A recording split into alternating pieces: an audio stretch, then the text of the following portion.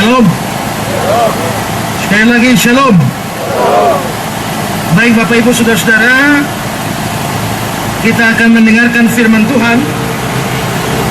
Dan sesuai dengan tema kita yang tertera di belakang saya ini atau di depan saudara-saudara, yakni mengapa hanya Yesus. Dan yang dimaksudkan dengan mengapa hanya Yesus ini berbicara tentang mengapa hanya Yesus yang menjadi satu-satunya jalan keselamatan. Mengapa hanya Yesus dan bukan yang lain. Dan saudara-saudara, karena itu maka saya akan membagi pembahasan tema ini dalam 2 malam ini. Malam ini saya akan menyampaikan fakta bahwa Yesus Kristus adalah satu-satunya jalan keselamatan. Yesus adalah satu-satunya jalan keselamatan. Itu adalah fakta. Malam ini kita akan mempelajari atau belajar soal faktanya. Dan besok malam saya akan menyampaikan mengapa atau alasan itu. Jadi dengan kata lain, hari ini kita akan belajar tentang Yesus sebagai satu-satunya jalan keselamatan. Dan besok hari kita akan belajar mengapa hanya Yesus. Mengapa bukan orang lain. Mengapa bukan tokoh yang lain. Mengapa bukan pemimpin agama yang lain. Mengapa bukan nabi-nabi atau rasul, tapi hanya Yesus Kristus saja. Dan itu akan saya sampaikan pada besok hari. Nah, saudara-saudara, malam hari ini seperti saya bilang tadi, saya akan memaparkan fakta bahwa Yesus Kristus adalah satu-satunya jalan ke surga.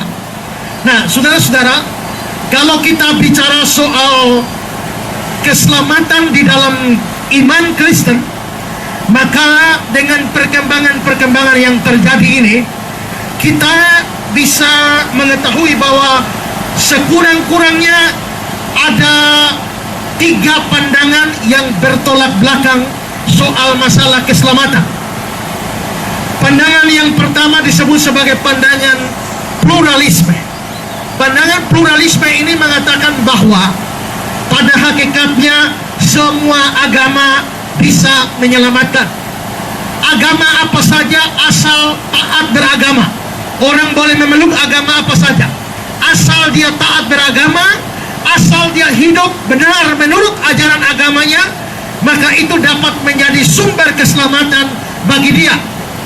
Maka seorang Islam yang taat di dalam keislamannya itu akan menjadi jalan selamat bagi dia. Seorang Hindu yang taat dalam kehinduannya, maka itu menjadi jalan selamat bagi dia. Seorang Buddha yang betul-betul menjadi seorang Buddha yang taat, maka itu akan menjadi jalan keselamatan. Seorang pemeluk kepercayaan Konghucu, kalau dia taat di dalam kepercayaan agamanya, maka itu akan menjadi jalan selamat bagi dia. Nah, karena itu maka paham pluralisme ini menganggap bahwa Yesus Kristus apakah satu-satunya jalan keselamatan? Mereka bisa kalau dilihat secara umum, maka itu berarti bahwa Yesus Kristus bukan satu-satunya jalan keselamatan, tapi dia hanya salah satu jalan keselamatan dari begitu banyak jalan yang ada di dunia ini. Tapi kalaupun kita mau memaksakan bahwa Yesus Kristus satu-satunya jalan, maka saudara-saudara, ajaran pluralisme mengatakan bahwa Yesus memang satu-satunya jalan keselamatan, tapi satu-satunya jalan keselamatan untuk orang Kristen saja. Tapi Yesus bukan lagi jalan keselamatan bagi orang-orang dari seluruh dunia. Tidak. Yesus hanya satu-satunya jalan keselamatan bagi orang Kristen. Artinya, bagi orang Kristen tidak ada jalan keselamatan lain selain Yesus. Tapi itu tidak berlaku bagi Islam, itu tidak berlaku bagi Hindu, tidak berlaku bagi Buddha, tidak berlaku bagi orang Konghucu, tidak berlaku bagi orang Jingtiu, tidak berlaku bagi orang Merapu, dan sebagainya. Jadi saudara-saudara, itulah ajaran pluralisme. Tapi saudara-saudara, ada ajaran yang lain, itu namanya ajaran inklusivisme. Bukan plural, tapi inklusif.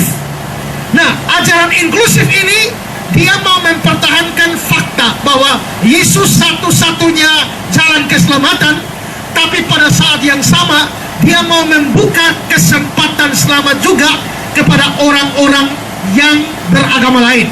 Jadi orang-orang inklusif akan berkata, Yesus satu-satunya jalan. Amin. Apakah Yesus satu-satunya jalan keselamatan? Mereka mengatakan amin. Tapi apakah yang selamat hanya orang Kristen saja? Mereka bilang tidak. Mereka percaya bahwa nanti ada orang agama lain yang juga akan diselamatkan. Ada orang Islam, orang Hindu, orang Buddha, orang agama apa saja bisa diselamatkan. Tapi bedanya dengan pluralis adalah, menurut pluralisme, kalau ada orang kepercayaan lain yang diselamatkan, memang agama mereka yang menyelamatkan mereka, bukan Yesus yang menyelamatkan mereka. Tapi inklusif ini mengatakan bahwa ada orang agama lain yang akan masuk surga juga, tapi bukan agama mereka yang menyelamatkan mereka, tetapi Yesus yang menyelamatkan mereka. Jadi akan ada orang Islam yang masuk surga.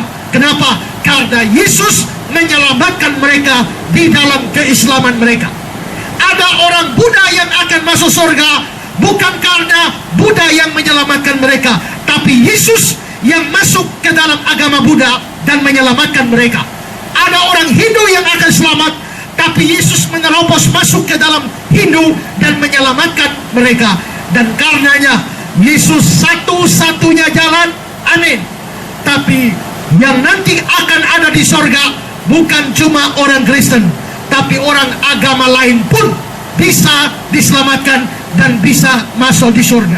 Nanti saudara, di dalam kerajaan surga kita akan bertemu dengan banyak orang dari banyak agama, tetapi juru selamatnya cuma satu, yakni Yesus Kristus. Itu namanya ajaran inklusif. Lalu saudara, ajaran yang ketiga yaitu ajaran eksklusivisme. Nah, ajaran eksklusif ini mengatakan bahwa Yesus Kristus satu-satunya jalan keselamatan dan iman kepada Dia menjadi syarat mutlak untuk orang diselamatkan. Jadi Yesus memang satu-satunya jalan keselamatan, dan semua orang yang tidak percaya kepada Yesus akan masuk neraka. Nah, orang-orang yang tidak percaya kepada Yesus ini ada dua kelompok. Kelompok yang pertama adalah ada orang-orang yang tidak percaya pada Yesus tapi sedang berada di dalam agama Kristen. Mereka adalah orang Kristen KTP, mereka adalah orang Kristen tradisional yang sekalipun tua di dalam agama Kristen, tapi mereka tidak kenal Yesus sungguh-sungguh. Mereka tidak percaya Yesus sungguh-sungguh, tidak menerima Yesus sebagai Tuhan dan Juru Selamat. Grup ini akan masuk neraka. Tapi kelompok yang kedua adalah orang-orang yang tidak percaya Yesus di dalam agama-agama yang lain, di dalam kepercayaan-kepercayaan yang lain. Dan boleh dikatakan bahwa semua agama yang lain tidak ada yang percaya Yesus sungguh-sungguh sebagai Tuhan dan Juru Selamat. Seandainya mereka memang percaya Yesus Tuhan dan Juru Selamat, maka mereka pasti akan meninggalkan kepercayaan mereka dan sungguh-sungguh percaya kepada Yesus Kristus dan menjadi seorang Kristen. Sehingga dengan demikian, semua orang yang tidak percaya kepada Kristus yang ada di dalam agama lain pun mereka tidak bisa diselamatkan. Jadi nanti yang akan ada di neraka itu adalah orang-orang dalam kepercayaan yang lain, tetapi juga orang-orang Kristen yang tidak sungguh-sungguh percaya pada Yesus. Semuanya akan kumpul di neraka. Dan yang ada di surga cuma orang-orang yang sungguh-sungguh percaya kepada Yesus. Jadi dengan demikian, ajaran eksklusivisme ini menekankan Yesus Kristus jalan keselamatan satu-satunya, dan semua yang tidak percaya kepada Dia, entah Kristen atau bukan Kristen, semuanya akan binasa. Nah, saudara-saudara, jadi ini ada tiga pandangan seputar paham keselamatan. Nah, soal paham keselamatan yang ketiga yang disebut eksklusivisme ini, saya ingin mengutip kata-kata seorang namanya Chris Wright. Saudara boleh perhatikan di slide apa yang dibilang oleh Chris Wright. Wright mengatakan pandangan ini maksudnya pandangan eksklusif. Pandangan ini menyatakan jika Yesus Kristus secara unik adalah kebenaran dan satu-satunya jalan keselamatan bagi umat manusia, itu berarti agama-agama lain tidak merupakan jalan keselamatan. Tidak merupakan jalan keselamatan. Hanya Yesus satu-satunya. Dan apa yang dikatakan oleh Wright ini benar, bahwa eksklusivisme memang percaya demikian seperti yang saya jelaskan. Dan saya ingin membandingkannya dengan kata-kata seorang yang lain yang namanya Agent Fernando. Fernando mengatakan begini, pandangan Kristen tradisional tentang agama-agama dunia disebut eksklusivisme. Di sini Injil Kristen dianggap sebagai satu-satunya kebenaran, dan penerimaan terhadap Injil ini merupakan satu-satunya jalan bagi manusia untuk bisa diselamatkan. Jadi penerimaan kepada Injil satu-satunya jalan diselamatkan. Jadi kalau orang tidak percaya kepada Injil, siapapun dia, baik Kristen maupun non-Kristen, semuanya tidak bisa diselamatkan. Nah, saudara-saudara, dan saya percaya pandangan yang ketiga ini, yang merupakan pandangan kitab suci dan pandangan yang mestinya dipercaya oleh semua orang Kristen yang taat kepada firman Tuhan. Dan karena itu, saudara, seperti saya bilang, malam ini saya akan ajarkan, tekankan Yesus satu-satunya jalan. Besok kita akan bicara mengapa Yesus menjadi satu-satunya jalan. Nah, malam ini saya akan menyampaikan dua hal. Pertama adalah dasar kitab suci dari paham eksklusif ini. Dasar kitab suci dari paham eksklusif ini. Saudara-saudara, tadi saya tekankan bahwa ajaran eksklusif berkata Yesus satu-satunya jalan keselamatan. Di luar dia tidak ada keselamatan. Dan ada banyak dasar kitab suci untuk mendukung ajaran seperti ini. Dan saya berikan beberapa dasar. Dasar yang pertama, saudara, adalah ada ayat-ayat kitab suci yang secara jelas menunjukkan Yesus satu-satunya jalan keselamatan. Ada ayat-ayat kitab suci yang secara eksplisit terang-terangan bicara Yesus satu-satunya jalan keselamatan. Saya berikan contoh ayat yang terkenal, Yohanes 14 ayat 6. Yohanes 14 ayat 6, kata Yesus kepadanya, akulah jalan dan kebenaran dan hidup. Tidak ada seorang pun yang datang kepada Bapa kalau tidak melalui aku. Yesus mengatakan, akulah jalan, akulah kebenaran, akulah hidup. Tidak ada seorang pun yang dapat datang kepada Bapa. Bapa ini di surga. Tidak ada seorang pun yang dapat datang ke surga kalau tidak melalui aku. Saudara-saudara, rekan saya Pendeta Budi Salim mengatakan bahwa ayat ini mempunyai 3 kemungkinan. Kemungkinan pertama adalah bahwa Alkitabnya salah. Alkitabnya atau kitab sucinya ngawur. Yesus tidak pernah, di sini Yesus tidak pernah mengatakan pernyataan ini. Saudara-saudara, ada seorang pendeta yang sudah dipecat dari STT Jakarta, tapi dia pernah menjadi dosen di STT Jakarta. Dia ketika membahas Yohanes 14 ayat 6, dia mengatakan bahwa Yesus tidak pernah mengucapkan Yohanes 14 ayat 6 ini. Tapi seandainya Yesus pernah mengucapkan Yohanes 14 ayat 6, seandainya benar dia mengatakan itu, maka Yesus telah keliru besar karena mengucapkan kalimat macam ini. Jadi menurut pendeta ini atau doktor ini, namanya Yohanes Rahmat, dia mengatakan bahwa Yesus keliru kalau benar Yesus yang mengatakan kata-kata seperti ini. Tidak ada seorang pun yang sampai kepada Bapa kalau tidak melalui aku. Jadi kemungkinan pertama dari ayat ini adalah Yesus tidak pernah omong ayat ini. Atau kemungkinan yang kedua adalah bahwa Yesus memang, yang pertama tadi adalah Yesus tidak pernah omong, tapi kitab sucinya yang mencatatnya.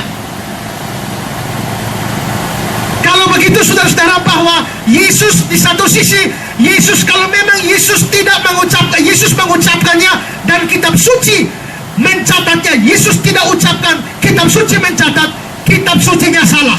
Mengapa? Kok Yesus tidak pernah omong, tapi kenapa kitab suci mencatatnya? Kitab suci atau dalam hal ini adalah Rasul Yohanes yang menulis Injil Yohanes telah salah. Yesus tidak pernah ucapkan kalimat itu, tapi Yohanes menaruhnya di mulut Yesus seolah-olah Yesus memang mengucapkan kalimat itu. Tapi kemungkinan yang kedua, Yesus benar mengucapkannya, dan karenanya kitab suci benar juga mencatatnya. Tapi kalau Yesus mengucapkannya, Yesusnya yang keliru. Jadi kalau Yesus benar mengucapkannya, Yesusnya keliru. Kalau Yesusnya tidak pernah ucapkan, tapi Injil Yohanes menulisnya, maka Yohanesnya atau Injilnya, Injil Yohanes yang ngawur karena menulisnya. Atau kemungkinan ketiga adalah bahwa Yesus memang mengucapkannya dan Yohanes memang mencatatnya. Itu benar. Yesus memang mengucapkan kata-kata ini. Tidak ada seorang pun sampai pada Bapa kalau tidak melalui aku. Dan Yohanes mencatatnya dengan benar. Dan ini 3 kemungkinan. Dan saudara-saudara, dari 3 kemungkinan ini, mana yang benar? Sekali lagi, yang pertama adalah Yesus tidak omong, tapi Injil Yohanes yang tulis. Berarti Injil Yohanes yang ngawur. Atau kedua, Yesus memang omong dan Injil Yohanes menulisnya. Berarti Injil Yohanesnya, berarti Yesusnya yang ngawur. Yang ketiga adalah Yesus memang omong dan Injil Yohanes mencatatnya. Kalau yang ketiga, maka itu berarti bahwa kata-kata Yesus ini benar. Nah, saudara-saudara, dari 3 kemungkinan ini, mana yang dipilih? Saya mau kutipkan kata-kata Pendeta Budia Sali. Dia mengatakan begini, renungkan yang mana dari 3 kemungkinan ini yang saudara terima.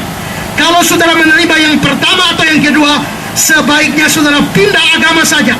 Karena apa gunanya menjadi Kristen tapi mempercayai bahwa kitab sucinya salah atau ngawur, atau Tuhannya pendusta. Jadi saudara-saudara, jelas di sini menurut saya kemungkinan pertama dan kedua menjadi gugur. Sisa 1 kemungkinan, Yesus memang mengucapkan kata-kata ini, Yohanes memang benar mencatatnya, dan dengan demikian Yesus satu-satunya jalan keselamatan. Itu keluar langsung dari mulut Yesus sendiri.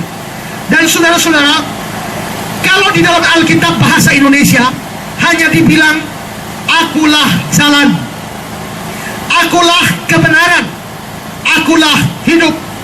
Tetapi saudara-saudara, di dalam Alkitab bahasa asli ini ditulis di dalam satu bentuk yang namanya definite article. Definite article itu di dalam bahasa Yunaninya adalah ho, dan di dalam bahasa Inggrisnya diterjemahkan dengan kata de. Sehingga di sini saudara, kalau kita perhatikan terjemahan King James, I am the way, bukan hanya a way, tapi I am the way, I am the truth, and I am the life. Nah, ada kata sandang de di sini, berarti mesti diterjemahkan Yesuslah jalan itu atau sang jalan. Yesuslah kebenaran itu, sang kebenaran. Yesuslah kehidupan itu atau sang hidup. Dan ini menunjukkan bahwa dia satu-satunya jalan, dia satu-satunya kebenaran, dia satu-satunya hidup. Dan karena itu tidak ada kebenaran lain, tidak ada jalan lain, tidak ada kehidupan lain selain dari Yesus sendiri. Karena itu saudara-saudara, kata-kata Yesus ini menandaskan bahwa dia satu-satunya jalan keselamatan. Sekarang saudara, itu ayat yang pertama. Lalu ayat yang kedua, adalah Kisah Rasul 4 ayat yang ke-12. Dalam Kisah 4 ayat 12, ini bukan Yesus yang ngomong, tapi ini adalah Rasul Petrus. Tapi ingat, Petrus itu adalah murid langsung dari Yesus. Petrus mengatakan begini, dan keselamatan tidak ada di dalam siapapun juga selain di dalam dia. Konteksnya Yesus. Keselamatan tidak ada dalam siapapun juga selain dalam Yesus, sebab di bawah kolong langit ini tidak ada nama lain yang diberikan kepada manusia yang olehnya manusia dapat diselamatkan. Di bawah kolong langit ini tidak ada nama lain. Seandainya semua agama bisa menyelamatkan, seandainya tokoh-tokoh agama bisa menyelamatkan, seandainya nabi-nabi bisa menyelamatkan, rasul-rasul bisa menyelamatkan orang, maka kata-kata Petrus ini menjadi salah. Karena apa? Karena berarti bahwa di bawah kolong langit ini ada nama lain yang olehnya manusia bisa diselamatkan. Tapi ayat ini mengatakan tidak ada nama lain di bawah kolong langit ini. Artinya satu-satunya nama di bawah kolong langit ini yang menyelamatkan hanyalah nama Yesus ini. Saudara-saudara, kalau tadi Yohanes 14 ayat 6 Yesus bicara dengan murid-murid, tapi di Kisah 4 ayat 12 dia bukan bicara dengan murid-murid. Petrus tidak bicara dengan murid-murid. Petrus bicara dengan pemimpin agama Yahudi yang tidak percaya Yesus. Artinya apa? Artinya adalah Yesus itu, di dalam nama Yesus itu satu-satunya yang menyelamatkan di bawah kolong langit ini, bukan hanya berlaku bagi orang Kristen, tapi berlaku juga bagi orang-orang yang tidak percaya pada Yesus, berlaku bagi orang agama lain. Pada waktu itu mahkamah agama Yahudi, mereka jelas adalah agama lain. Tapi kepada orang agama lain ini Petrus mengatakan di bawah kolong langit ini tidak ada nama lain yang bisa diberikan oleh kepada manusia supaya diselamatkan. Berarti apa? Berarti bahwa Yesus satu-satunya jalan berlaku juga bagi semua agama. Karena itu ajaran pluralis yang mengatakan Yesus satu-satunya jalan hanya khusus orang Kristen, itu adalah ajaran yang salah, ajaran yang menyimpang, ajaran yang menyesatkan. Ingat saudara-saudara, ini bicara kepada agama lain sekalipun Yesus tetap satu-satunya jalan. Lalu ayat yang ketiga. Ayat yang ketiga adalah 1 Yohanes pasal 5 ayat 11 dan ayat 12. 1 Yohanes 5 ayat yang ke-11 dan 12. Dan inilah kesaksian itu, Allah telah mengaruniakan hidup yang kekal kepada kita, dan hidup itu ada di dalam Anaknya. Barang siapa memiliki anak, dia memiliki hidup. Barang siapa tidak memiliki anak, dia tidak memiliki hidup. Perhatikan saudara, Allah mengaruniakan hidup yang kekal kepada kita, seperti seorang memberikan hadiah kepada kita di dalam satu kotak. Tapi dikatakan hidup itu ada di dalam Anaknya. Berarti hidup kekal diberikan Allah kepada dunia di dalam Yesus Kristus. Nah saudara pikirkan, jikalau hidup kekal diberikan kepada dunia ini di dalam Yesus Kristus, maka orang yang tidak menerima Yesus Kristus tidak mungkin menerima hidup yang kekal itu. Kalau orang menerima Yesus Kristus, maka dia menerima hidup yang kekal. Mengapa? Karena Allah menaruh hidup yang kekal di dalam Anaknya. Allah memberikan hidup kekal kepada dunia di dalam Yesus Kristus. Tidak pernah kita jumpai di dalam ayat manapun, pasal berapa, kitab apa, ayat berapa, Allah memberikan hidup kekal di luar orang lain selain Yesus Kristus. Tidak ada. Itulah sebabnya saudara, di sini eksklusivisme ditegakkan. Siapapun juga, dia harus percaya pada Yesus, baru dia bisa selamat. Dia tidak bisa diselamatkan dengan cara apapun atau oleh siapapun, oleh jalan manapun, tidak bisa selain dari Yesus Kristus. Lalu satu ayat lagi, 1 Timotius 2 ayat yang kelima. Dalam 1 Timotius 2 ayat yang kelima dikatakan Allah itu Esa, dan Esa pula dia yang menjadi pengantara antara Allah dan manusia. Saudara perhatikan ayat ini. Allah itu Esa, tapi yang menjadi pengantara antara Allah dan manusia juga Esa. Yang menjadi pengantara antara Allah dan manusia hanya satu. Dan dijelaskan di dalam ayat ini, pengantara itu ialah manusia Yesus Kristus. Berarti saudara-saudara, ini satu-satunya pengantara, satu-satunya jembatan, satu-satunya yang bisa membuat jalan antara manusia dan Allah. Satu-satunya adalah Yesus Kristus. Kalau seandainya ada jalan keselamatan yang lain, kata-kata Paulus di sini salah. Karena Paulus mestinya berkata Allah itu Esa, tapi ada dua pengantara antara Allah dan manusia. Atau ada 10 pengantara atau 100 pengantara, tapi Allah itu Esa, Esa pula dia yang menjadi pengantara. Berarti pengantara manusia dan Allah satu, tidak ada yang lain. Maka Yesus Kristus menjadi satu-satunya jalan keselamatan. Ini alasan yang pertama, mengapa kita mesti percaya Yesus satu-satunya jalan. 4 ayat eksplisit mengatakan secara tegas, secara lugas bahwa Yesus satu-satunya jalan. Sekarang saya berikan dasar yang kedua. Dasar yang pertama sudah, sekarang dasar yang kedua, saudara. Ada ayat-ayat yang secara eksplisit menunjukkan orang yang tidak percaya Yesus pasti akan masuk neraka. Mari kita lihat Yohanes 8 ayat 24. Dalam Yohanes 8 ayat 24 dikatakan, jikalau kamu tidak percaya akulah dia, kata Yesus, kamu akan mati dalam dosamu. Kalau kamu tidak percaya akulah dia, kalau kamu tidak percaya pada Yesus, kamu akan mati dalam dosamu. Mati dalam dosamu artinya kamu akan masuk neraka. Jadi semua orang yang tidak percaya pada Yesus, dalam agama apa saja, dalam agama Kristen, dalam agama Hindu, Buddha, Islam, Konghucu, Shinto, Merapu, apa saja, kalau mereka tidak percaya kepada Yesus, mereka akan mati dalam dosa mereka. Mereka akan masuk ke dalam neraka.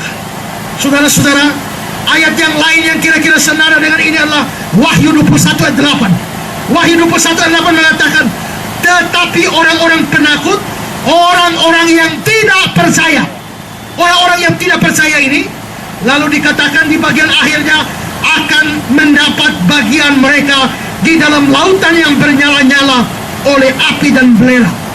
Ini neraka. Orang-orang yang tidak percaya akan masuk ke dalam neraka. Jangan main-main dengan neraka.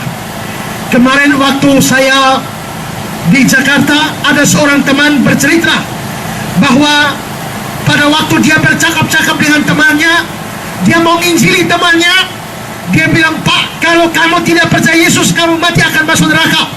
Lalu temannya bilang, tidak, sekarang neraka tidak terima orang. Kenapa neraka tidak terima orang? Dia bilang, sekarang neraka lagi direnovasi.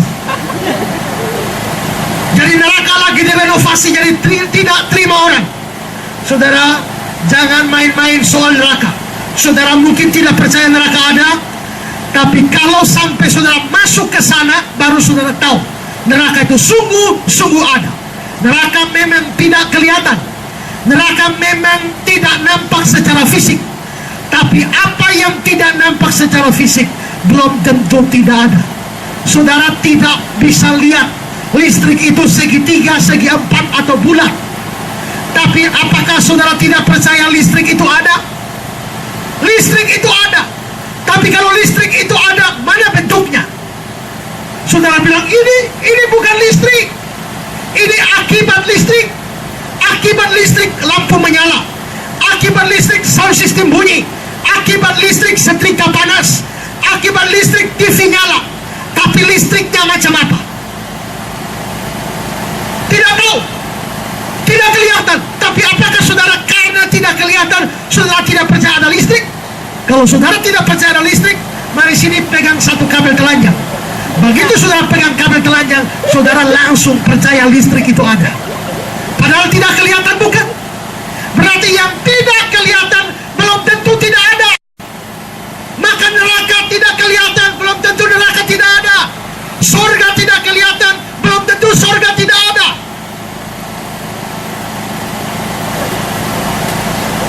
Kita baru merayakan kemerdekaan. Saudara percaya kita merdeka? Kita merdeka. Tapi coba tunjukkan pada saya kemerdekaan itu bentuknya bagaimana? Segi 4 kah, segi 3 kah, lonjong kah, bulat kah? Tidak kelihatan, tapi kita sama-sama percaya bahwa kemerdekaan kita itu ada, kebebasan itu ada. Saudara percaya ada cinta, tapi cinta itu modelnya bagaimana? Ada yang bisa gambarkan cinta itu bagaimana? Cinta itu yang model begini? Tidak, itu bukan cinta, itu gambar jantung, gambar hati. Tapi cintanya bagaimana? Tidak kelihatan, tapi saudara percaya ada cinta. Berarti saudara-saudara, surga tidak kelihatan, neraka tidak kelihatan, tapi bukan berarti tidak ada. Itu pasti ada. Dan Alkitab berkata, semua yang tidak percaya kepada Yesus Kristus mereka akan mati dalam dosa, atau mereka akan masuk ke dalam lautan api dan belerang. Dan itu adalah gambaran dari neraka. Jadi kitab suci dengan jelas bicara, orang yang tidak percaya akan masuk neraka. Siapapun dia, agama apapun, kepercayaan apapun, asal tidak percaya Yesus, pasti akan masuk ke dalam neraka. Ini dasar yang kedua, mengapa kita percaya Yesus satu-satunya jalan keselamatan. Sekarang dasar yang ketiga. Dasar yang ketiga, mengapa kita percaya Yesus satu-satunya jalan keselamatan adalah di dalam perjanjian lama Allah berulang kali memberikan satu jalan untuk bebas dari hukuman, dan itu adalah gambaran dari Kristus. Saudara, kalau saudara ingat-ingat cerita-cerita perjanjian lama, ada jalan-jalan keselamatan yang diberikan Allah dalam kasus-kasus tertentu. Tapi jalan keselamatan dalam kasus-kasus itu Allah hanya berikan satu. Misalnya saudara, kasus Batra Nuh. Seluruh dunia dihukum Allah dengan air bah. Semua orang akan binasa dengan air bah. Dan Allah hanya menyediakan satu jalan keselamatan. Dan satu jalan keselamatan itu adalah melalui Batra Nuh. Maka saudara, Allah tidak menyediakan batra, Allah tidak menyediakan perahu sampan, Allah tidak menyediakan perahu bot atau apapun. Allah hanya sediakan batra. Dan waktu dia sediakan batra, dia memerintahkan Nuh itu untuk bikin satu batra. Dia tidak bilang Nuh bikin 10 batra, tidak, satu batra saja. Dan itu berarti bahwa batra Nuh itu adalah satu-satunya jalan untuk selamat pada waktu air bah datang. Kalau ada orang yang mau usaha selamat dengan cara yang di luar Allah yang Allah tetapkan, misalnya pada waktu banjir Nuh datang, orang kepengen naik pohon kelapa saja pasti selamat, tidak, dia pasti binasa. Atau orang bilang kalau banjir Nuh datang, mari kita lari naik ke atas gunung saja, gunung bisa jadi jalan keselamatan, dia pasti binasa. Karena kitab suci berkata bahwa air bah menutupi seluruh bumi sampai gunung-gunung yang tinggi. Berarti pada waktu itu tidak ada jalan keselamatan lain selain batra. Allah hanya berikan satu jalan keselamatan di dalam peristiwa Batra Nuh. Lalu peristiwa yang berikut adalah ketika bangsa Israel mau keluar dari tanah Mesir. Waktu bangsa Israel mau keluar dari tanah Mesir, saudara-saudara, Allah mengatakan bahwa malaikat maut akan membunuh seluruh anak sulung di Mesir. Tapi Allah memberikan satu jalan keselamatan, yaitu ada darah domba yang disapukan pada ambang pintu. Itu satu-satunya. Jadi kalau malaikat datang mau membinasakan anak-anak sulung, dia lihat ada darah di atas ambang, maka rumah itu selamat. Tapi kalau tidak, maka rumah itu pasti akan dilanda dengan kematian. Jadi saudara, pada waktu itu Allah hanya berikan satu cara untuk selamat dari kematian. Dan ini adalah gambaran pada waktu di Mesir, darah domba Paskah itulah yang disapukan di ambang pintu. Dan Rasul Paulus dalam surat 1 Korintus pasal yang ke-5 ayat 7, dia mengatakan, sebab anak domba Paskah kita juga telah disembelih, yaitu Kristus. Berarti saudara, di sini ada kesamaan antara Kristus domba Paskah kita dan domba Paskah perjanjian lama. Domba Paskah perjanjian lama satu-satunya cara untuk selamat dari kematian. Berarti dalam perjanjian baru, Kristus yang adalah domba Paskah kita satu-satunya jalan untuk selamat daripada kematian. Lalu kasus yang ketiga di dalam perjanjian lama adalah yang dicatat di dalam kitab Bilangan. Di dalam kitab Bilangan itu orang-orang Israel mengeluh kepada Allah. Lalu Allah marah, Allah menjadi murka. Lalu di dalam Bilangan 21 ayat 8, di sana dikatakan Allah mengirim ular-ular tenung dan membuat mereka atau menggigit mereka sampai mereka mati. Tapi Allah memberikan satu jalan keselamatan, dan satu jalannya adalah seperti dicatat dalam Bilangan 21 ayat 8. Setiap orang yang terpagut, jika dia melihat patung ular yang dibuat oleh Musa, maka dia akan tetap hidup. Maka di situ saudara, Musa membuat patung ular. Barang siapa yang kena gigit ular, asal dia melihat patung itu, maka dia akan selamat. Dan itu satu-satunya cara Allah berikan supaya mereka Israel saat itu selamat. Kalau ada orang mau cari selamat yang lain, misalnya dipagut ular, pakai obat merah, dia pasti binasa. Atau habis dipagut ular, cari tabib, cari dokter, pasti binasa. Allah hanya berikan satu cara untuk selamat dari ular itu, yaitu dengan memandang kepada patung ular yang dibuat oleh Musa. Dan ini adalah gambaran dari Kristus ketika Rasul Yohanes menulis dalam Yohanes 3 ayat 14 dan 15, dikatakan, sama seperti Musa meninggikan ular di padang gurun, demikian juga anak manusia harus ditinggikan, supaya setiap orang yang percaya padanya dapat beroleh hidup yang kekal. Setiap orang yang percaya beroleh hidup yang kekal. Sama seperti patung ular ditinggikan Musa, demikian juga Kristus ditinggikan. Selain itu, semua yang digigit ular binasa.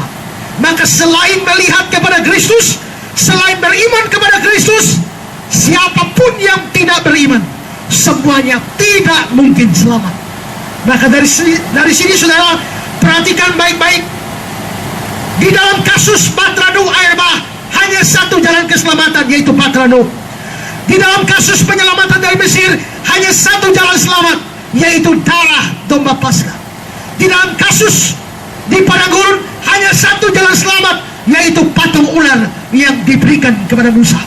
Berarti Allah berulang-ulang dalam perjanjian lama hanya memberikan satu jalan. Di dalam kasus-kasus penyelamatan perjanjian lama, Allah tidak memberikan jalan selamat 2, 3, 4, 5, tidak, satu selamat. Dan saudara, prinsip ini dilanjutkan di dalam perjanjian baru. Ketika manusia diselamatkan, Allah hanya berikan satu jalan, yaitu melalui Yesus Kristus. Karena itu saudara-saudara, maka di sini kepercayaan eksklusif bahwa Yesus satu-satunya jalan, hanya meneruskan konsep penyelamatan di dalam perjanjian lama sampai perjanjian baru. Yesus satu-satunya jalan keselamatan. Ini dasar ketiga mengapa kita percaya Yesus satu-satunya jalan. Sekarang dasar yang keempat.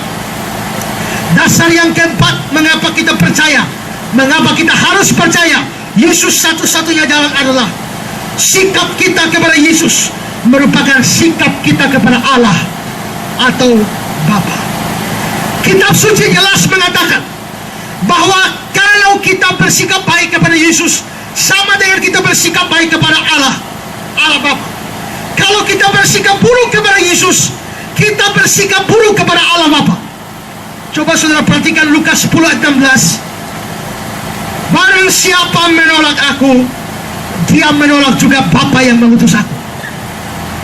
Yesus datang diutus oleh Allah Bapa. Barang siapa tolak Yesus, dia tolak Bapa yang telah mengutus Yesus.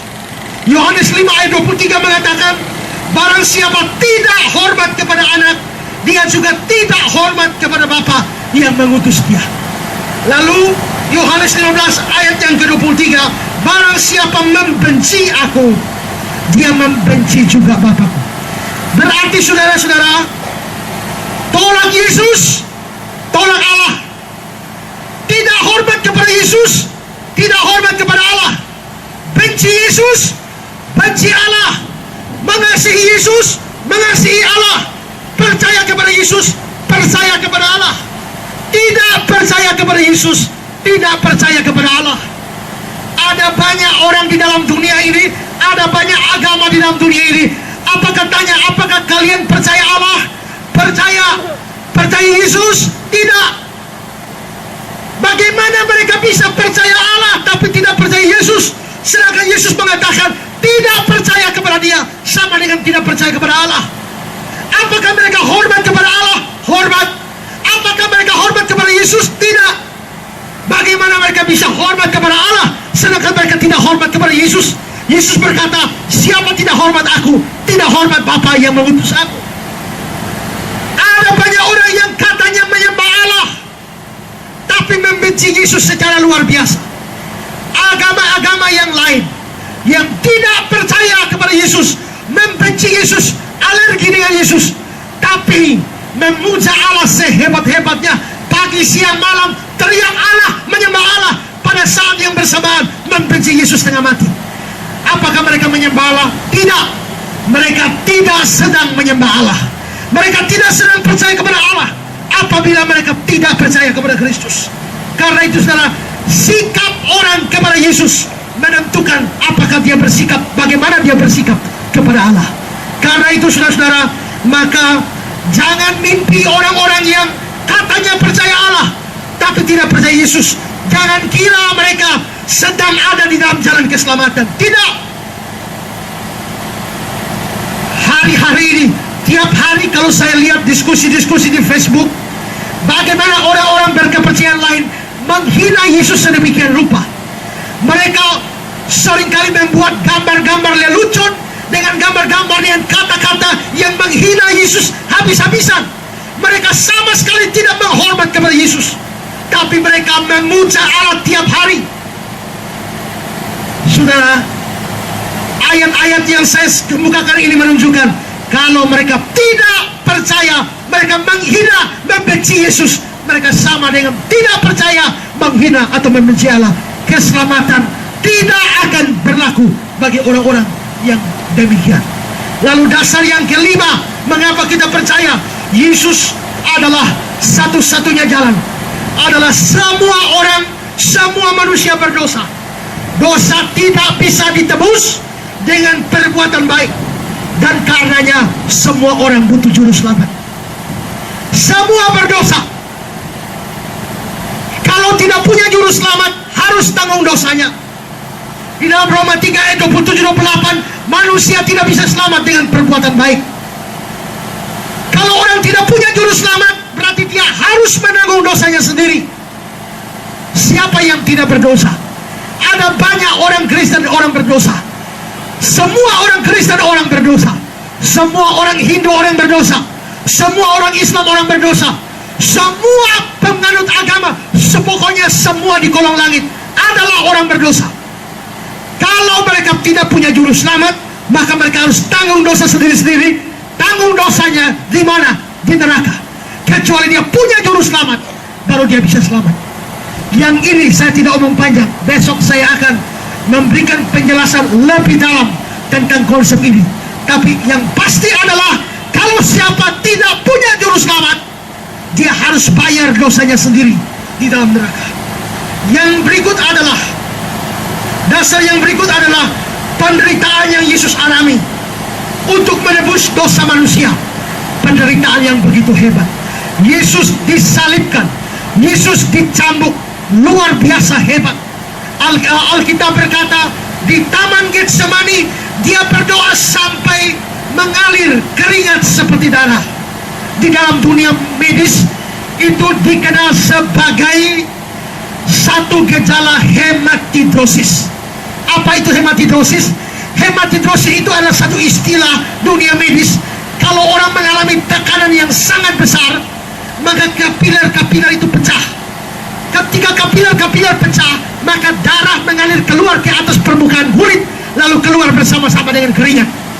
Dan saudara, itu berarti pada waktu Yesus berdoa di Taman Getsemani, tekanan bagi dia begitu hebat sampai akhirnya kapilernya pecah sampai mengeluarkan keringat darah. Pada waktu dia dicambuk, saudara-saudara, Yesus dicambuk bukan dengan cambuk sapi, tapi cambuk Romawi.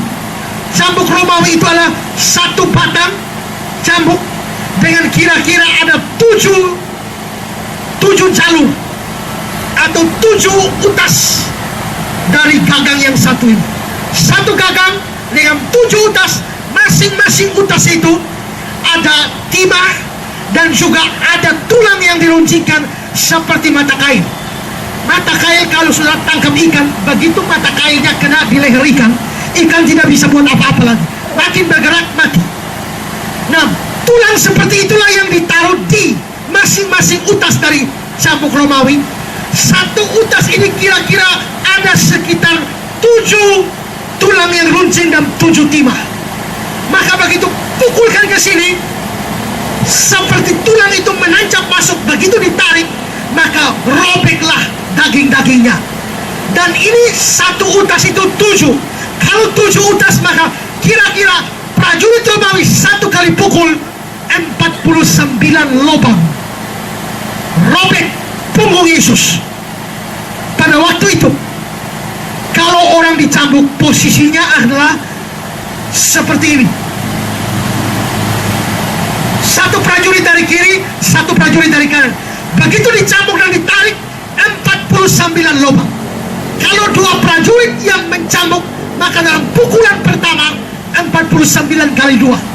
Berapa kali Yesus dicambuk? Menurut hukum Taurat 40 kali. Tapi yang mencambuk Yesus bukan orang Yahudi, ini orang Roma. Dan ada ahli-ahli mengatakan berapa kali cambuk biasanya tergantung dari suasana hati si serdadu. Jadi kalau dia lagi aman-aman di rumah, dia datang pukul lu, dia ukur-ukur. Tapi dia habis pakai lainnya main tua di rumah, dia pukul lu sampai lu rusak.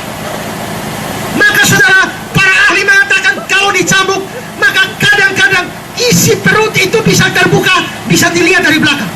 Leon Morris mengatakan bahwa punggung orang yang dicambuk itu bisa seperti bubur. Maka sudah bayangkan belakang Yesus, pundak Yesus ini sudah seperti bubur, carikan daging mentah. Itu akibat pencambukan. Itulah sebabnya pada pencambukan semacam ini, secara medis orang mengalami apa yang disebut sebagai hipovolemic. Hipofol itu adalah volume, emik itu adalah darah, hipo itu artinya tinggi, jadi kehilangan sangat banyak darah. Itulah sebabnya Yesus mengalami gejala hipovolemik. Dia waktu pikul salib ke Golgota, kenapa perlu Simon orang Kirene? Karena Yesus tidak bisa pikul lagi. Kenapa dia tidak bisa pikul? Dia ada pada gejala hipovolemik ini. Dan saudara-saudara, pada waktu penderitaan di atas kayu salib juga mengerikan. Saudara-saudara, yang paling menentukan di atas kayu salib itu, mengapa sampai orang belum langsung mati? Karena kalau dia masih bisa bernapas, dia tidak mati. Nah, apa yang paling menentukan supaya orang masih bisa bernapas di atas kayu salib? Yaitu tulang kering. Mengapa sampai 2 penjahat kiri kanan Yesus, ketika prajurit datang periksa belum mati, mereka ambil hammer, pukulkan tulang keringnya. Begitu tulang kering patah, mati. Mengapa? Karena bernapas di atas kayu salib sangat bergantung pada tulang kering. Mengapa bisa begitu?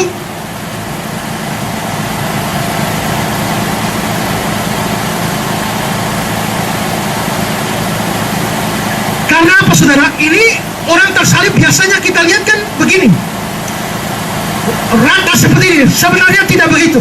Sebenarnya dia agak miring seperti ini. Tulang kering memainkan peranan penting dalam tarikan napas, karena dia akan begini untuk menarik napas. Tulang kering, apabila tulang kering dipatahkan, tidak ada lagi yang turun naik untuk tarik napas. Nah, saudara-saudara, berarti pada waktu di atas kayu salib, Yesus mesti bernapas naik turun, naik turun, naik turun. Masalahnya adalah pundak Yesus sudah seperti bubur. Kayu salib kita di gereja itu terlalu halus. Tukang bikin, ambil amplas, kertas pasir, bikin rata-rata. Orang Roma tidak punya kesempatan bikin salib bagus. Kenapa? Mereka tiap hari salibkan orang. Yesus bukan satu-satunya orang disalib. Sebelum Yesus ada ribuan orang disalib. Setelah Yesus ada ribuan orang disalib. Orang Roma pernah memberantas pemberontak, lalu menyalibkan tiap 2 meter satu salib. Tiap 2 meter satu salib, disusun kira-kira dari Soe sampai Kupang. Ribuan orang disalib. Siapa orang Roma yang kurang kerjaan sampai perlu cari kayu, sekat dia baik-baik, lalu lap dia rata, suruh Yesus naik? Tidak. Maka lagu kidung jemaat kita, sepotong kayu kasar. Itu betul-betul secara hurufiah, sepotong kayu kasar. Dan sepotong kayu kasar itu yang harus di atasnya Yesus ada. Pundaknya sudah seperti bubur, tapi dia mesti naik turun, naik turun, naik turun, gesek-gesek. Pundak yang sudah jadi bubur itu di kayu kasar itu. Untuk membayangkannya begini saja, kalau saudara punya luka di tangan sedikit, ambil kayu kol, lalu horor dia, krek, krek, krek, krek, taruh di luka saudara, rasa bagaimana? Itu baru saudara rasa seperti mau gila. Tapi saudara, Yesus tidak bisa menghindar ini. Pundak yang sudah jadi bubur harus tabrakan di atas kayu kasar, dan dia disalibkan pukul 12, mati pukul 3 jam, naik turun selama 3 jam. Berapa kali naik turun? Setiap kali naik turun, betapa menderitanya, betapa sakitnya. Lalu saudara, salib kita itu tidak biasa nampak itu di depan kan rata. Tapi saya bilang tadi, itu 2 potong kayu kasar diambil dari hutan, tidak disekap, tidak diratakan bagian depannya, betul-betul 2 kayu. Kalau ini 2 kayu, maka posisinya bagaimana? Yang mana vertikal, yang mana horizontal? Apakah yang vertikal di belakang, horizontal di muka? Ataukah yang vertikal di depan, horizontal yang belakang? Para ahli mengatakan yang vertikal di muka, yang horizontalnya di belakang. Bukan di muka, tapi di belakang. Kalau horizontal di belakang berarti yang biasa kita lihat disalib dengan tangan lurus rata, itu tidak benar. Mestinya adalah tangannya mesti tertarik ke belakang. Kalau malam ini pulang saudara kurang pekerjaan, coba berdiri di kamar, tarik ke belakang begini, saya kepengen tahu saudara tahan berapa menit. Tapi Yesus selamat sekian jam tertarik ke belakang. Ini memenuhi apa yang dikatakan dalam Mazmur, bahwa sendi-sendinya terlepas. Dia mengalami penderitaan yang begitu luar biasa. Tapi anehnya Alkitab tidak mencatat dia berteriak, tidak. Tapi ketika disalibkan, ada satu-satunya Alkitab mencatat ada teriakan dari Yesus adalah ketika dia terpisah dari Bapa. Eli, Eli lama sabatani. Ya Allah, mengapa engkau tinggalkan aku? Ketika dipaku, apakah Yesus berteriak? Mungkin dia berteriak, tapi Alkitab tidak catat dia berteriak. Ketika kakinya dipaku, tidak dicatat dia berteriak. Yang lain-lain, penderitaan yang hebat, tidak dicatat dia berteriak. Tapi ketika dia terpisah dari Sang Bapa, dia berteriak. Mengapa dia berteriak, saudara? Para pakar kitab suci mengatakan, ini penderitaan paling hebat, ini penderitaan paling besar, ini penderitaan yang paling mengerikan. Mengapa? Karena ini adalah penderitaan rohani. Yesus anak Allah itu harus terpisah dari Sang Bapa. Allah Bapa mencintai Yesus dari kegagalan, Yesus mencintai Sang Bapa dari kegagalan. 2 orang dengan cinta yang paling besar harus terpisah. Saudara bayangkan sakitnya bagaimana. Saudara yang pernah putus cinta bisa rasa, bukan? Kalau saudara putus cinta setelah pacaran 7 tahun, saudara rasa makan waktu jatuh cinta, makan tai kucing rasa coklat. Begitu putus cinta makan coklat rasa tai kucing. Menderita. Tapi saudara, semenderita-menderitanya, secinta-cintanya saudara dengan kekasih saudara, tidak bisa mengalahkan cinta 2 pribadi ini. 2 pribadi dari kegagalan, Bapa dan Yesus. Dan mereka harus terpisah di atas kayu salib. Yesus berteriak, Eli, Eli lama sabatani. Itu penderitaan paling hebat. Nah sekarang saudara-saudara, poin saya di sini, jikalau Yesus harus menanggung penderitaan yang paling hebat di dalam dunia, pertanyaannya adalah, jikalau sudah ada keselamatan, jalan keselamatan yang lain, apa gunanya Yesus menderita dengan hebat hanya untuk menambah satu jalan? Misalnya, orang taat beragama bisa selamat, nabi-nabi bisa menyelamatkan, rasul-rasul bisa menyelamatkan, tokoh-tokoh agama bisa menyelamatkan. Ada banyak jalan keselamatan. Lalu Yesus mengalami penderitaan yang maha hebat hanya untuk menambah satu jalan. Itu sesuatu yang konyol dan bodoh. Tapi kalau memang tidak ada jalan lain dan Yesus harus menanggung penderitaan yang maha hebat itu demi adanya atau demi terciptanya satu jalan itu, maka ini adalah sesuatu yang luar biasa. Saya kasih contoh. Kalau ada kebakaran di lantai 12, semua orang sudah selamat, hanya ada satu anak kecil yang terjebak di atas lantai 12. Lalu karena saudara mengasihi dia, saudara berusaha untuk naik di atas lantai 12 menyelamatkan anak itu, tapi api sudah membakar dari bawah. Lalu saudara angkat anak itu dari lantai 12, loncat turun ke bawah.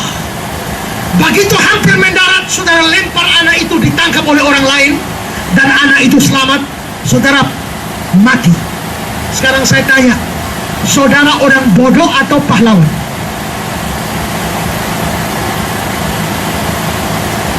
Demi menyelamatkan anak itu, saudara rela loncat dari lantai 12. Anaknya selamat, saudara hancur di bawah dan mati. Saya tanya, saudara pahlawan atau orang bodoh?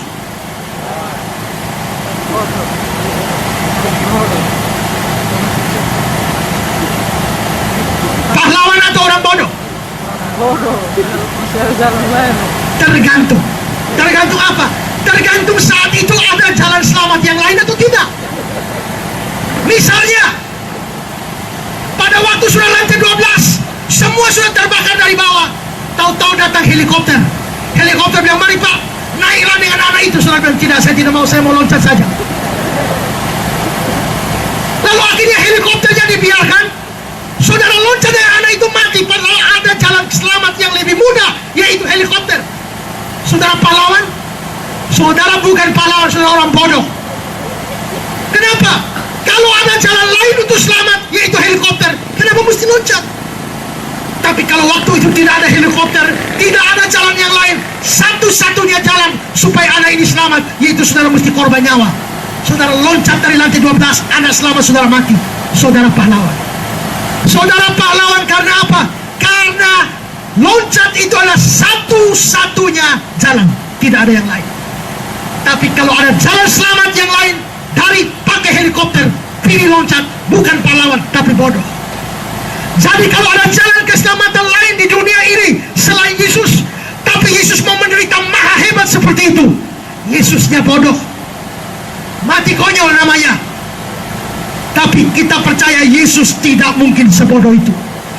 Tapi bahwa dia mau selamat, dia mau berkorban, menderita dengan maha hebat seperti itu berarti bahwa jikalau dia tidak konyol, hanya ada satu kemungkinan, bahwa memang tanpa itu tidak ada jalan keselamatan yang lain.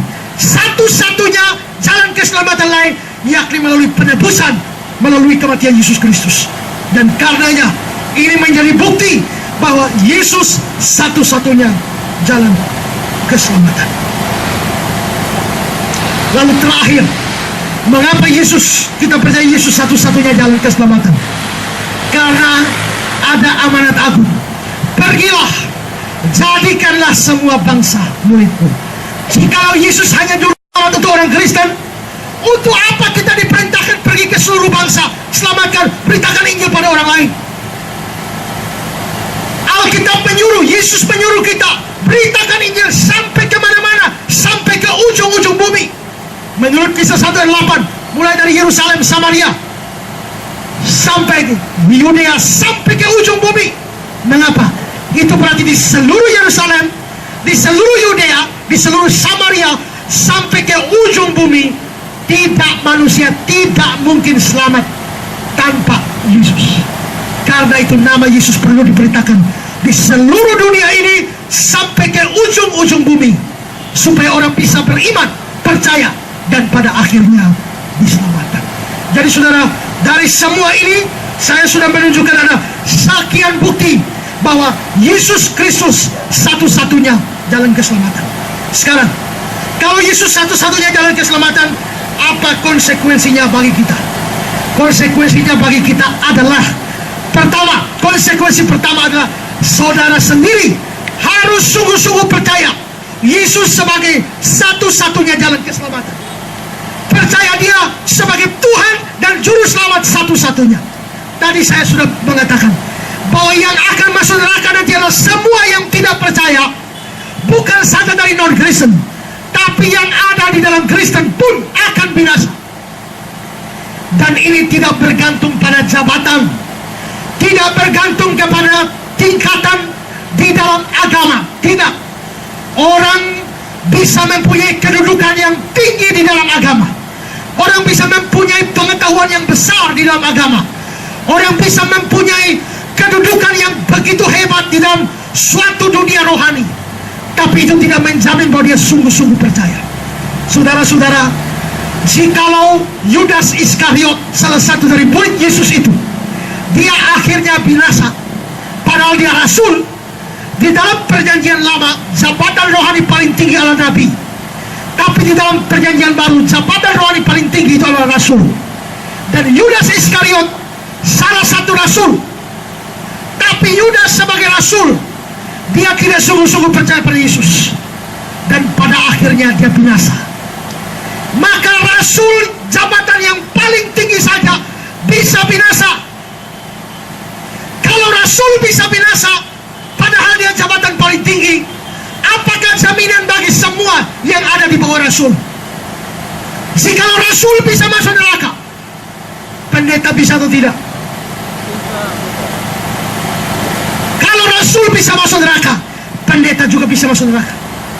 Kalau pendeta bisa masuk neraka, majelis bisa atau tidak? Bisa. Kalau majelis bisa masuk neraka, jemaat bisa atau tidak? Mungkin lebih bisa. Berarti saudara, jabatan rohani tidak ada jaminan. Saya pernah dengar ada orang cerita, begitu ada pendeta mati, tiba-tiba dia rasa panas. Ternyata bukan masuk surga tapi masuk neraka. Setelah ini pendeta masuk neraka, dia bingung kenapa dia ada di neraka. Dia jalan-jalan, dia ketemu teman pendeta yang lain. Kok wujud di sini? Ya, mereka jalan-jalan ketemu lagi. Ketemu lagi teman pendeta yang lain. Kok pendeta banyak di neraka? Waktu mereka kumpul banyak-banyak di neraka, kenapa kita bisa masuk neraka? Berapa banyak kita masuk neraka? Juga ada pendeta saat ini. Diam-diam teh. Bapak Ketua Sinode juga di sebelah. Cerita ini hanya mau menggambarkan. Saya tidak sindir sinode siapa-siapa. Sinode itu ada banyak. Tapi ini hanya mau mengatakan jabatan rohani tidak jadi jaminan. Jangankan ketua sinode, rasul saja bisa masuk neraka, apalagi di bawah rasul. Karena itu saudara-saudara perhatikan baik-baik. Siapapun kita bangga jadi orang Kristen sekian lama tahun. Kalau pawai pasca kita berdiri paling muka, paduan suara kita berdiri paling muka mungkin. Tapi tanpa Kristus sebagai satu-satunya juru selamat, saudara akan masuk neraka. Dengar baik-baik, kitab suci tidak ajar kita bahwa masuk surga masuk neraka nanti tunggu Tuhan Yesus datang kedua kali. Tidak. Masuk surga masuk neraka terjadi setelah mati. Ingat cerita orang kaya dan Lazarus? Orang kaya itu mati, sementara dia menderita sengsara di alam maut. Dia bilang, Bapak Abraham, suruh Lazarus bawa air, aku sangat menderita dalam nyala api ini. Dia di alam maut menderita sengsara dalam nyala api. Itu di mana? Pasti neraka. Sedangkan Lazarus ada di pangkuan Abraham. Terjemahan yang tepat, di pelukan di dada Abraham. Kalau Abrahamnya di surga, Lazarus ada di surga. Tapi sementara orang kaya itu di neraka, Lazarus ada di surga. Orang kaya bilang, Bapak Abraham, suruh Lazarus supaya dia beritahu 5 saudaraku masih di dunia. Berarti sementara dia ada di neraka, 5 saudaranya masih ada di dunia. Kalau 5 saudaranya masih ada di dunia, berarti dunia belum kiamat. Dunia belum kiamat, dia sudah di neraka. Kalau begitu orang masuk neraka kapan? Orang masuk neraka setelah mati. Orang masuk surga kapan? Setelah mati. Itulah sebabnya Paulus dalam 2 Korintus 5 mengatakan, apabila kemah tempat kediaman kami ini dibongkar, maksudnya mati, Allah telah menyediakan. Bahasa Yunaninya ekomen dalam bentuk present, artinya terjadi setelah. Begitu mati, Allah langsung menyediakan. Dalam bahasa Inggris dikatakan, we have a building from God. We have. Pakai kata have di situ bentuk present, artinya begitu mati langsung Karena itu saudara, kalau saudara masuk surga langsung setelah mati, masuk neraka langsung setelah mati, hari ini, malam ini kalau saudara mati tanpa juru selamat, saudara akan langsung neraka hari ini. Kalau malam ini saudara mati, apakah saudara langsung dikubur? Belum. Biasa tunggu berapa hari dulu, tunggu keluarga datang dari mana-mana kan. Jadi kalau malam ini saudara mati hari Kamis, Jumat, Sabtu, Minggu, nanti Senin siang baru upacara pemakaman. Mayat saudara, tubuh saudara masih tunggu 3 hari. Tapi malam ini saudara mati tanpa juru selamat, malam ini juga jiwa saudara akan pergi ke neraka malam ini juga. Tubuh saudara tunggu 3 hari baru turun ke kuburan. Karena itu saudara, maka ambil keputusan sungguh-sungguh. Jangan pertaruhkan keselamatan kekal Anda dengan sebuah penundaan. Ada orang mau pikir lebih baik hidup seperti penjahat itu, selama hidup jadi penjahat, pas mau mati percaya Yesus langsung masuk surga. Masalahnya adalah tidak semua kita bisa rasa akan mati. Ada orang yang sudah paut tanah tapi tidak mati-mati juga. Kemarin ada orang sakit, katanya sekarat, minta saya doakan, doa serahkan. Saya sudah doa serahkan dari kemarin sampai hari belum mati. Ada orang sudah bau tanah tidak mati-mati, tapi ada orang bau parfum, keluar dari rumah habis sampel semua. Seorang penari terkenal namanya Isadora Duncan. Dia seorang penari yang terkenal, biasa menari pakai selendang. Hari itu dia akan adakan konser tarian yang hebat. Dia diundang untuk konser tarian itu, dan dia dijemput di hotel. Semua penonton sudah siap di aula tempat dia akan menari. Dia dijemput dari hotel, dan saudara, dia biasa menari pakai selendang yang panjang. Dan hari itu pada dijemput, dia pakai selendangnya dia lilit di leher. Jadi seperti ini dia lilit di leher. Tapi dalam perjalanan ke aula tempat dia mau konser, selendang yang panjang dia sudah duduk di mobil bagian belakang, tapi dia turunkan kaca mobilnya, tidak tutup. Ternyata dia turunkan kaca mobilnya, selendang yang panjang ini keluar dari kaca mobil. Saking panjangnya akhirnya terlilit di ban mobil. Nah, karena selendangnya dia lingkar di leher, begitu selendang kena di ban mobil dan diputar, maka tertariklah selendang ini. Dia tercekik dan mati di tempat pada jalan menuju konser. Kalau itu bisa terjadi pada Isadora Duncan, kenapa tidak bisa berlaku bagi saudara? Seorang patua yang sore tidak tahu apa-apa, tidak sakit apa-apa, keluar dari rumahnya menuju halaman rumah, tiba-tiba satu benda melayang dari langit, hantam kepalanya, jatuh dan mati. Dia mati tanpa tahu apa yang menghantam kepalanya. Setelah orang periksa, ternyata seekor penyu atau kura-kura atau kea. Ada kura-kura kea melayang turun dari langit, hantam kepalanya dan mati. Tapi bagaimana seekor kea bisa turun dari langit?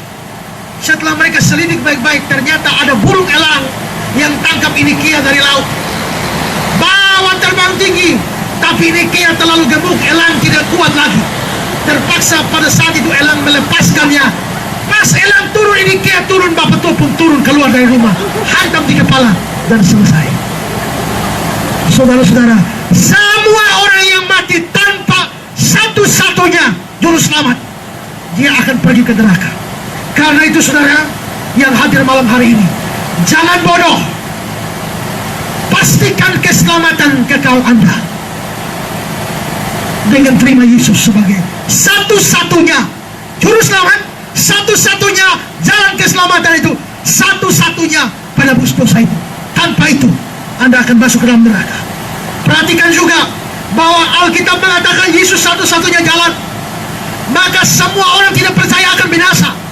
Maka ini juga harus mendorong saudara, beritakan firman, beritakan Injil, beritakan tentang Yesus kepada orang lain, supaya orang lain pun selamat. Setiap saudara yang sudah dengar firman ini, tapi saudara tidak percaya, saudara hanya orang Kristen KTP yang akan binasa. Semua pendeta, semua pengajar, semua pemberita firman yang mengajarkan lain dari Yesus satu-satunya jalan keselamatan, yang tidak percaya Yesus satu-satunya jalan keselamatan, mereka bukan hamba Tuhan, tapi mereka hamba setan. Mereka bukan guru dari Tuhan, mereka guru palsu dari setan. Mereka bukan nabi dari Tuhan, mereka nabi-nabi palsu yang dimasukkan setan ke dalam gereja. Karena itu saudara, berpegang teguhlah kepada firman, dan janganlah kepada ajaran-ajaran yang mirip, yang menyimpang dari firman Tuhan. Lebih daripada itu, pastikan bahwa saudara punya Yesus sebagai satu-satunya juru selamat. Kiranya firman Tuhan ini memberkati kita. Besok malam saya akan bicara mengapa hanya Yesus satu-satunya jalan.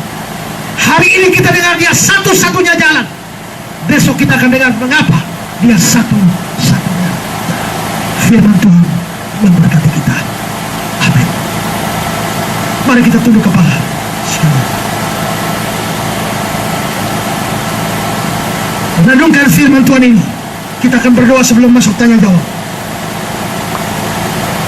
Renungkan firman Tuhan ini. Yesus sendiri berkata, akulah jalan, kebenaran, dan hidup. Tidak seorang sampai kepada Bapa tidak melalui aku. Di bawah kolong langit ini tidak ada nama lain yang olehnya manusia bisa diselamatkan. Allah mengaruniakan hidup yang kekal, dan hidup kekal itu ada di dalam Anaknya. Dia satu-satunya pengantara antara manusia dan Allah. Saudara orang berdosa, saudara pasti masuk neraka kalau saudara tidak punya juru selamat. Satu-satunya. Jangan pertaruhkan nasib kekal Anda dengan penodaan atau dengan kekerasan hati. Bagi siapapun yang belum pernah punya Yesus sebagai juru selamat, buka hatimu malam hari ini.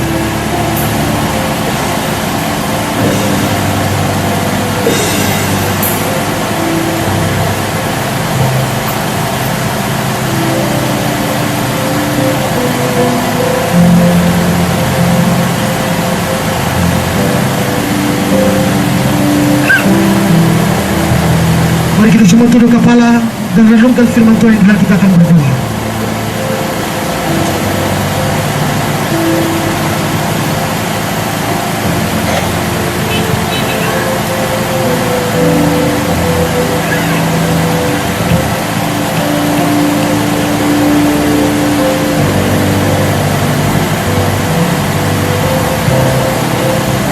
Mari kita menyanyi mengikut Yesus keputusanku.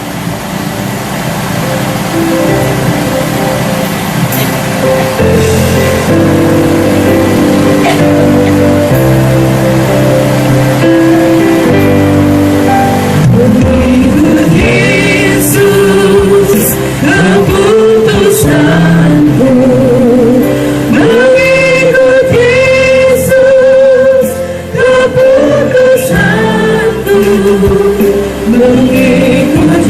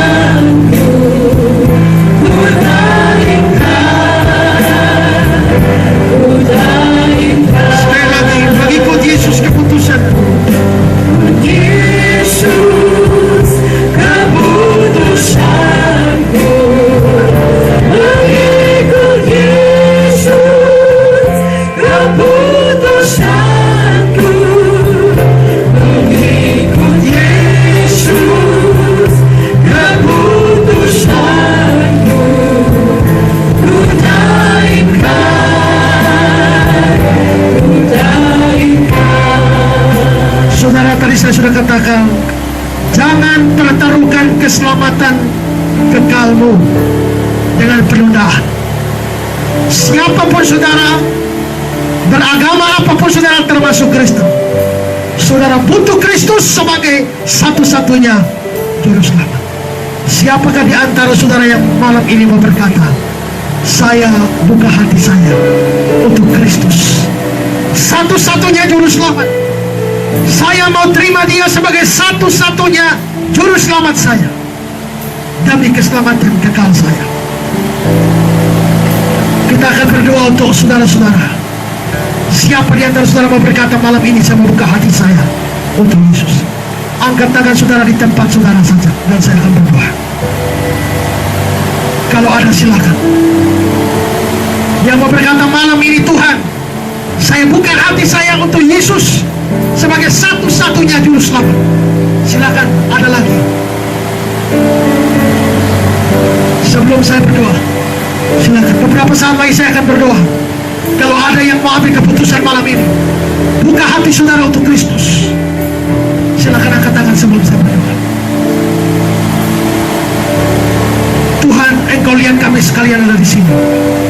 Ada sejumlah saudara yang telah mengangkat tangan mereka, tanda mereka ambil keputusan untuk mempunyai Engkau Yesus Kristus satu-satunya juru selamat di dalam dunia ini. Biarlah firman Tuhan yang telah hamba-Mu perintahkan boleh mereka mengerti dan terima, dan Engkau lihat dari ketinggian-Mu setiap tangan yang terangkat, bahkan setiap kami yang ada malam hari ini. Mereka membuka hati mereka untuk Kristus sebagai juru selamat. Mereka buka hati mereka untuk terima Yesus sebagai Tuhan mereka, pemilik kehidupan mereka.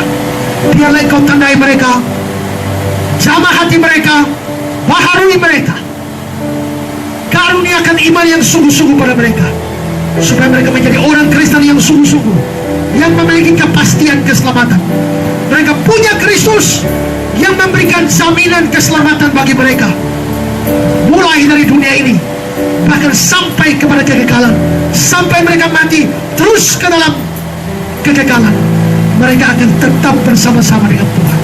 Terima kasih untuk firman Tuhan malam hari ini, ya Tuhan. Terima kasih. Biarlah firman ini berguna bagi kami sekalian. Kami akan masuk ke dalam sesi tanya jawab. Tuhan pimpin, tuntun, arahkan semua, supaya semua malam hari ini boleh jadi berkat bagi kami sekalian yang ada. Dalam nama Yesus Kristus kami sudah berdoa. Amin. Silakan duduk kembali.